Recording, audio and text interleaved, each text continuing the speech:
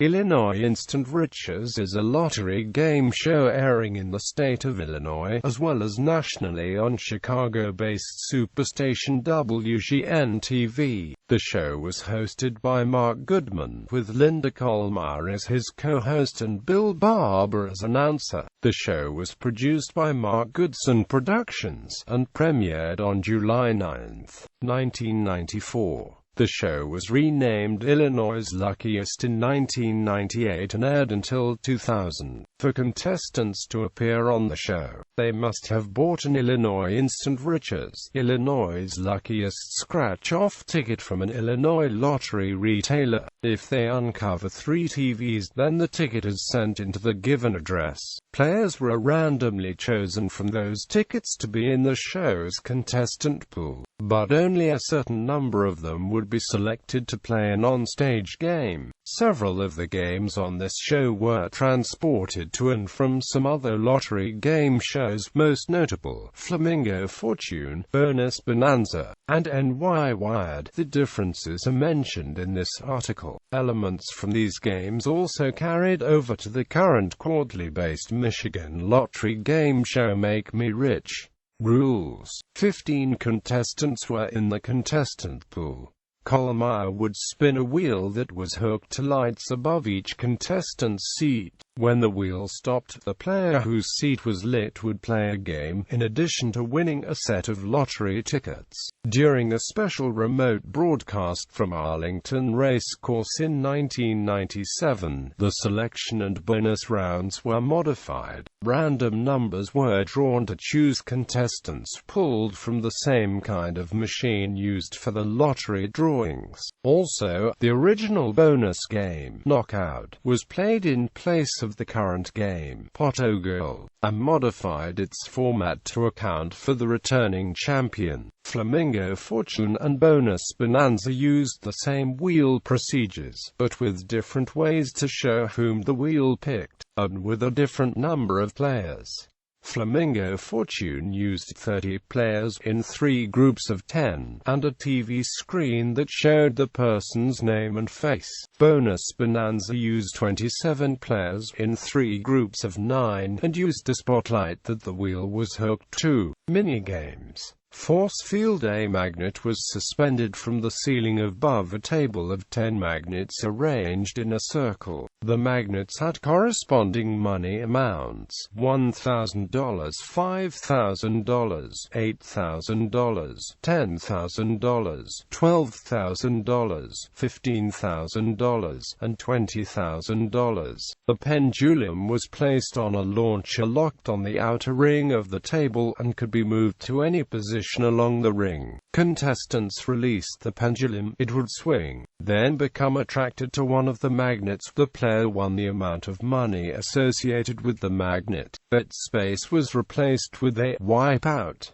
The contestant then relaunched the pendulum, ideally winning more money in the process. If the pendulum landed on wipeout, the contestant lost all of the money accumulated in the first swing. At this point, another wipeout was placed over the amount from swing number 2, and another was placed on the lowest dollar amount still left on the table, bringing the maximum total number of wipeout spaces to 3. The largest dollar amount on the table was multiplied by 5. The contestant could either choose to risk the money on one final swing or stop with what they had. Hitting a wipeout would cause them to go bankrupt, but hitting a money space added the money total to the total. Maximum payoff is $127,000. Home run. Contestants were shown a board with 3 players, an orange player, a blue player, and a yellow player. They were then shown a board of 12 numbered boxes, and asked to call out numbers, one at a time. Finding 3 of a color ended up the game and awarded the contestant a cash prize, $1,000, $10,000, or a cash prize of up to $100,000. Before the game, the contestant would choose from one of 4 cards, each of which hid a different cash amount, to determine the jackpot value for the yellow player. If the yellow player finished first, the contestant won the jackpot value. The game motif had a baseball theme, which was changed to a football theme for football season, basketball for basketball season, and a horse race theme for a special at a local racetrack. Host Goodman often made jokes about the players going on strike when the game changed themes. On a 1994 episode that marked the first time the game was played as Touchdown, he said, "We used to have baseball players. They went on strike. We got rid of them. Boom. They're gone." For the first few episodes on which it was played, the orange player was worth only $1. It quickly became $1,000. Flamingo Fortune renamed this game Grand Prix after the Daytona Grand Prix in NASCAR. There was a red, yellow, and blue car used. The red car earned the contestant $5,000 if it won the race. The yellow car earned the contestant $25,000 if it won the race. If the blue car, labeled Grand Prize, won the race, the contestant would choose from one of cards. 2 cards hit $50,000. The other 2 hit $100,000. NY Wired renamed it Saratoga after Saratoga Springs, home to a famous horse track, using red, yellow, and blue horses, much like the homestretch variant on IIR. The red horse won $10,000, yellow, $20,000 and blue, either $40,000 of the growing jackpot. Like IIR, the contestant chose from a series of cards to determine the value for the blue horse, but unlike IIR, it took 4 on a match to determine the winning value. Mismatch. This game had the contestant stand behind a pair of containers that she couldn't see the contents of. Each container had 3 colored balls, red, yellow, and green. The contestant would draw 1 ball from the container on the right to establish a base color. The player was then spotted $5,000 and asked to draw a ball from the other container. Pulling out a different color would earn the contestant another $5,000, while failing added nothing. After 3 pulls, the contestant was offered the choice to stop and try for one last pull. A second ball of the base color would then be added to the mix. A mismatch would triple the money, while a match cost the contestant half of their earnings.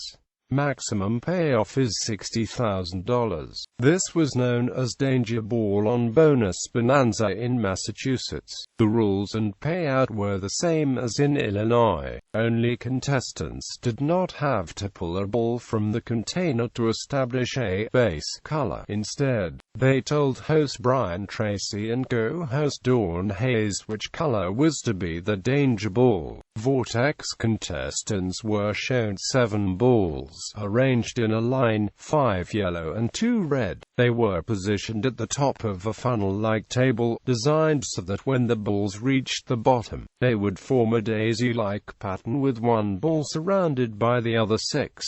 The object was to have a yellow ball in the middle. The contestant was given a cash prize and asked to release the balls by pulling a lever that sent the balls down the funnel and into the center circle at the bottom. If a yellow ball was in the middle, the winnings were doubled. For the second pull, a yellow ball was swapped for a red one, but the contestant's winnings tripled if the center ball came up yellow. For each of these first 2 pulls, contestants did not lose any money if the center ball came up red. A contestant could stop after 2 pulls, or opt for a third pull, where there were 4 red balls and 3 yellow ones. If the contestant chose to continue, their cash total quadrupled if a yellow ball was in the middle, but lost half of the winnings if a red ball was in the middle. Maximum payoff is $72,000. This game was first used for Bonus Bonanza in Massachusetts. It used the same rules and payouts as in Illinois. The $72,000 jackpot was won at least twice on both IIR and Bonanza. Knockout. This game utilized the round table, divided into 12 sections. 4 cylinders were placed on the table, and a cube was placed in the middle. When turned on, the cube would vibrate and move around the table in a random manner, potentially knocking down the cylinders. The contestant was spotted $3,000, and in the first round, the cube was activated for 10 seconds. Any cylinder still standing after that time earned the contestant an additional $1,500 per cylinder. The cube was then activated for another 15 seconds, and any cylinders still remaining after this time were worth an additional $2,500. After 2 rounds, any remaining cylinders were removed and 1 cylinder was placed on the table. The contestant could opt to take the winnings or have the cube activated for another 20 seconds. If the final cylinder was still standing after that time, the winnings quadruple. If it was knocked over, the contestant lost half of the winnings. Maximum payoff is $76,000.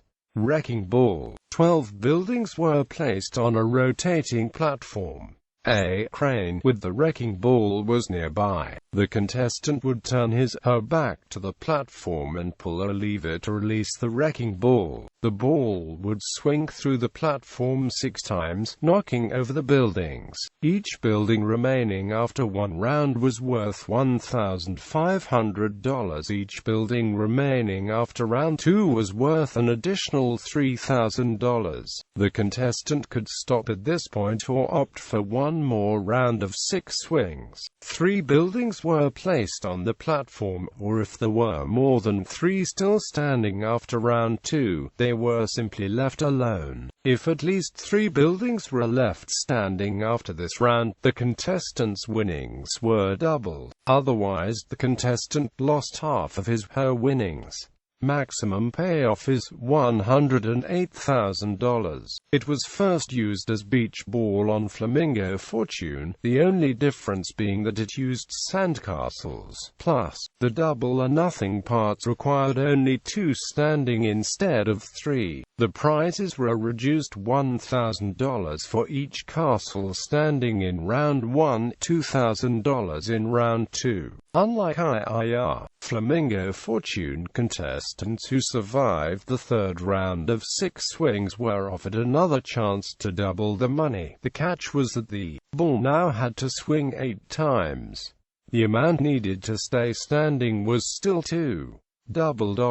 It is the only game that was played on every episode of Illinois Instant Riches from the beginning of the run-up to the format name change in 1998. The contestant pulls a lever that will launch a ping-pong ball to the top of the board, through swinging paddles, through a series of pegs, and into one of 8 slots at the bottom of the board. Landing in an empty slot was worth $5,000. Each empty slot accumulated an additional $5,000. If a ping-pong ball landed in a slot that was already occupied, he/she would be issued a strike. After 2 strikes, the contestant could stop and take the winnings, or opt for another pull. If a ping-pong ball landed in an empty slot, the contestant would have his/her money doubled, and would be offered another pull. If the contestant earned the 3rd strike, they would lose half of the winnings. Play would continue until all 8 slots are filled, a 3rd strike is issued, or the contestant chose to stop. The theoretical maximum payoff is $640,000, but this would require that each of the contestants' first 3 balls land in the same slot, followed by each following ball landing in a new slot. Bonus Bonanza and Flamingo Fortune both renamed this game Free Fall. This was because there was no pegs in between the swinging paddles and the bottom set of pegs above the slots. Thus, the ping-pong ball took a free fall towards the slots. The payout was the same. Bonus games. The show had 3 bonus games throughout the run, which involved the 3 contestants chosen to play the mini-games during the show. Knockout: the contestants were positioned around a table divided into 12 wedges. The 3 contestants would draw numbers from 1 to 12, and have a cylinder placed on the numbered wedge. A toy cube was placed in the center of the table, and turned on for 30 seconds. When it was activated, the cube would shake and bounce around the table in a random manner, knocking over cylinders in the process. If a cylinder was still standing after 30 seconds, the contestant won anywhere from $7,500 to $100,000. In 1997, the show traveled to Arlington Race Course, because for obvious reasons, the pot o' gold set couldn't come along. A special version of Knockout was played. The returning champion chose a spot on the arena, and the challenger got the spot directly 180 degrees from it. The bouncing cube was released, and whoever's cylinder wasn't knocked out was the winner. If it was the champion, he won another $20,000. If it was the challenger, he got the cash bonus hiding underneath the spot on the arena, up to $200,000.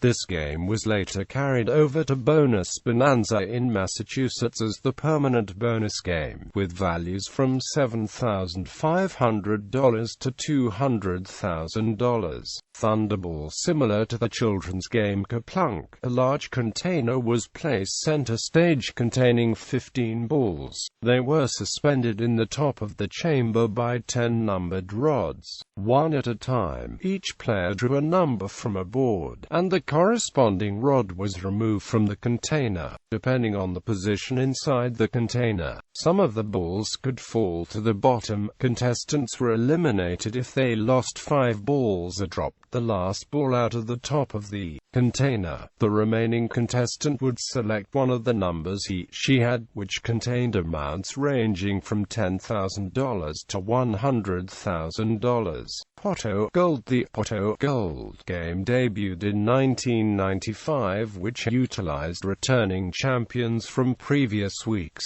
The returning champion would stand at the end of a path behind a secret keypad with 3 buttons and a red button. The opponent stood at the front of the path, with 8 spaces between the two. The first 5 steps were numbered 1 to 5. The last 3 had cash. The opponent could take up to 3 steps at a time, but the champion was charged with predicting which step the opponent would pick, known as playing a booby trap. After the opponent took her position, Goodman would ask the champion to spring the trap. If the opponent dodged the trap, the game would continue.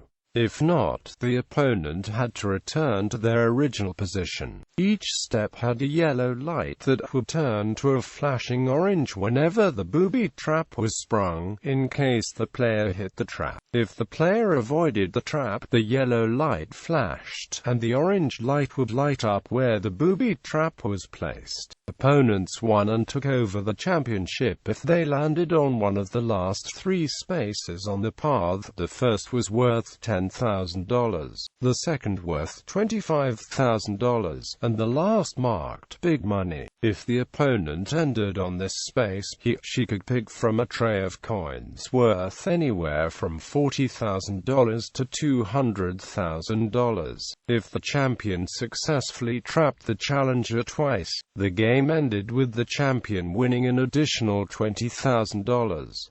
There was a 6-show limit, only achieved once. For the following telecast the next week, the top 2 money winners competed. The top winner assumed the champions, while the runner-up assumed the challenger's role. Flamingo Fortune renamed this game Treasure Island. The rules were the same, except that the big money step was replaced by a picture of a treasure chest, and the top prize was increased to $500,000, while the bottom prize from the chest of coins was up to $50,000. It was won at least once. Blue lights were used to indicate the player's choice, and a booby-trapped step lit up in red instead of orange. The prize was $25,000 instead of $20,000 if the champion successfully trapped the newcomer twice.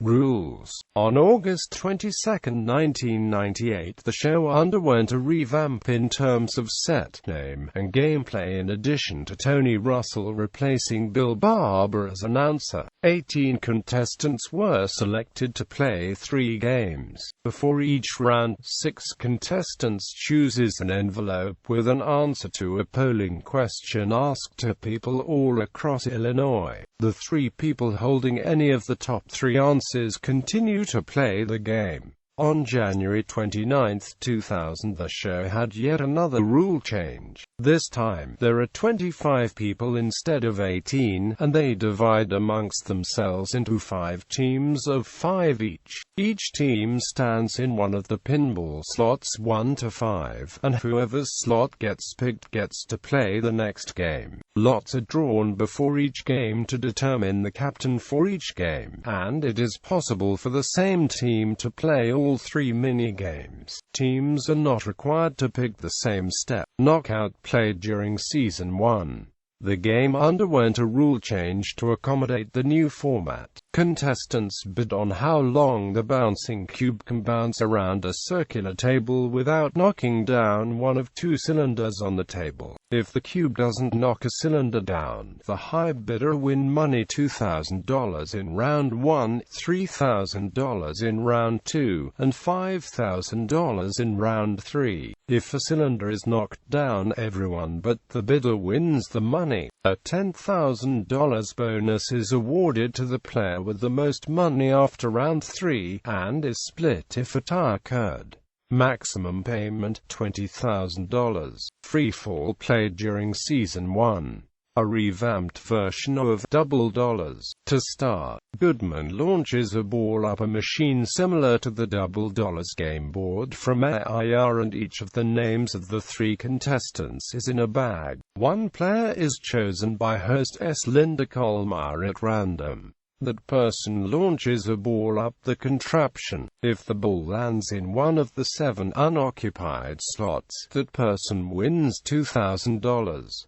Kollmeyer goes back in the bag and pulls out one of the 3 names. This time, if the ball lands in one of the 6 unoccupied slots, the player wins $4,000. Every successive time after a ball has been placed in an open slot is worth an additional $2,000. If a ball lands in an occupied slot, the person's turn is over and all money accumulated is cut in half. Also, one can freeze at any time before they chose to launch the ping-pong ball. The player with the most money after everyone is knocked out or has frozen wins a $10,000 bonus. This bonus is split if a tie occurred. Maximum payment $66,000. The strike sound effect and graphic from Double Dollars carried over to Free Fall. Force Field played during Season 1. Everyone starts with $3,000 and wagers the money hoping a pendulum will land on a win space. The game is played on a round board with a pendulum in the middle and 10 magnets arranged in a circle on the table. For round 1, 6 areas are marked with win and 4 are marked lose, and contestants can wager up to half the money. If a win space is hit, the contestants win the amount of money wagered. For round 2, 4 areas are marked win and there are 6 lose spaces. The contestants can wager as much as they would like in the second and final round. Again, $10,000 is awarded to the player with the most money, and the money is split in case of a tie. Maximum pay $32,500. Kollmeyer took charge of this game entirely by herself, similar to what Goodman would ultimately do with the return of Double Dollars. Splashdown, introduced on January 29, 2000, played during Season 2. The players face a board of 18 numbered rods, split into 3 rows, each holding up a colored ball. Rods 1 to 4 held up 2 reds and a green. The rest held yellow balls. The captain of the team draws a number, and that number's rod gets removed from the playfield. If a yellow ball splashes down into the water, the team wins $5,000. If no balls splash down, the team wins $500. The only way the game ends is if a red ball splashes down. If the red ball splashes down, either by itself or with other colored balls, the team loses half the winnings. If the green ball splashes down without either red ball, the team's total is bumped to $50,000, later $75,000. This game was first introduced after the cancellation of the Florida lottery game show Flamingo Fortune, which first carried the show. Rules were the same, except the money payout was given to one individual person, and was $1,000 for no ball splashing down, $10,000 for a yellow ball splashing down, and $100,000 for the green ball splashing down with no red ball. A red ball splashing down, even with the green one, still cost players half the money. Splashdown was renamed Niagara for NY after Niagara Falls. The value was $1,000 for no ball splashing down, $6,000 for yellow, and the progressive jackpot for green. Red still took away half the players' money. Introduced on January 29, 2000. Same rules as II, except the money's split by the team. The team captain is assigned to pull a lever that releases the balls. Introduced on the 25th anniversary special, the team captain, placed in a money machine with money blown all over the place by jets, has 45 seconds to grab as much lottery money as possible. The lottery money has one $1,000 bill within a ton of $50 and $100 bills. The captain can grab money flying through the air and stuff it into her apron, but may not pick up money off the floor. After 45 seconds, the jets are turned off, and the auditors separate the money grabbed from the money left on the floor into 2 boxes appropriately labeled Money Grabbed and Money Left. On the floor, the team then gets to guess where the $1,000 bill is. If correct, the winnings get bumped up to $50,000. If not, they only win the money grabbed. The money is split by the team members. Introduced on January 29, 2000. Same rules as II, except the money's split by the team. The team captain, instead of pulling a lever, presses a button on a signaling button. The button carried over to the Double Dollars spin-off game, Free Fall, described above. Bonus games. All 18 players compete in this game. Each contestant steps behind a slot that corresponds with a hole that computerized pinball can land in. In round 1, there are 3 slots. The contestants who choose the correct slot win $1,000 and advance to next round. The rest are out of the game. Round 2 has 4 slots. Surviving this round wins $2,000 and a chance at the $100,000 in round 3. Round 3 has 5 slots. Everyone who survives all 3 rounds splits $100,000. The pinball machine moved to the start of the game midway through the run. In the Luckiest run, pot o' gold was slightly reformatted. The top winner of the show was the defender, and the other players all moved up the road as a team, sharing the cash prizes, depending on how many people avoided the booby traps. Also, there were only 4 steps before the $10,000 prize, and the lowest big money coin was lowered to $30,000. The defender would trap 2 spaces before the other players moved a maximum of 3 spaces. Each space had a railroad gate. Quote, If the gate went down, players who took the space were eliminated. If the defender won, he/she picked from envelopes labeled A, B, or C, winning one of the cash prizes. If the envelope read Big Money, he/she got to pick from the gold coins. On the 25th anniversary special, this version of the game was played with a guaranteed giveaway of $200,000, so that if the defender won, he/she kept it all to himself/herself, but if the challengers won, they got to split it.